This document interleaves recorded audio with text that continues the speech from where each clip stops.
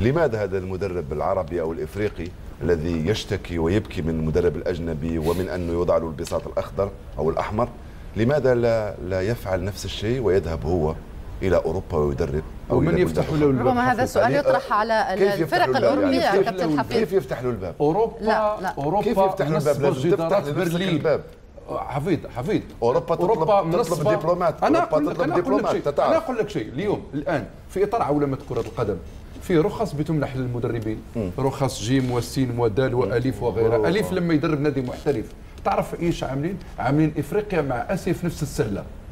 الذي يحصل على درجه الف في افريقيا يمكن له يدرب في اسيا وبر بس. طيب. بس اما يعدي لاوروبا لازم ينتظر قرن.